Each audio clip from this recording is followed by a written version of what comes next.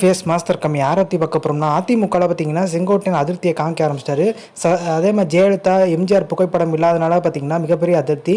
ஆனால் இது வந்து பார்த்தீங்கன்னா விவசாயிகள் அந்த அத்திக்கடவு அவிநாசி திட்டம் சார்ந்தவங்க பாராட்டு விழானால தான் பார்த்தீங்கன்னா அரசியல் சாயம் இல்லாமல் இருக்கணுன்ற சொல்கிறக்காண்டி தான் நாங்கள் வந்து அந்த தலைவர்கள் புகைப்படம் வந்து பயன்படுத்தலான்ற மாதிரி வந்து ஜெயக்குமார் சொல்லியிருந்தாலுமே அப்போ எடப்பாடி பழனிசாமிக்கு மட்டும் பார்த்தீங்கன்னா புகைப்படம் வச்சிருக்கக்கூடாதுல்ல அப்படின்ற ஒரு கேள்வி இருக்குது.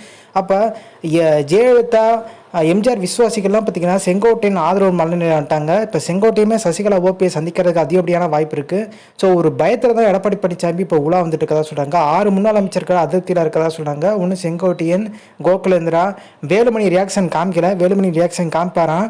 இன்னொன்று பார்த்தீங்கன்னா தங்கமணி. நிறைய முன்னாள் அமைச்சர்கள் ஒரு அதிருப்தியில். அதே மாதிரி சிவி சண்முகம் இப்போ அமைதியாகிறதுக்கு முக்கியமான காரணம் கரெக்டாக பார்த்தீங்கன்னா இப்போ செங்கோட்டையன் ஆரம்பிச்சிருக்காரு. வரிசையாக பார்த்தீங்கன்னா கோகுலேந்திரா.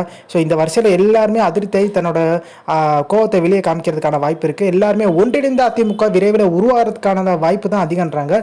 இந்த இன்ஃபர்மேஷன் முடிச்சா like share subscribe. Thanks for வாட்சிங் தி வீடியோ.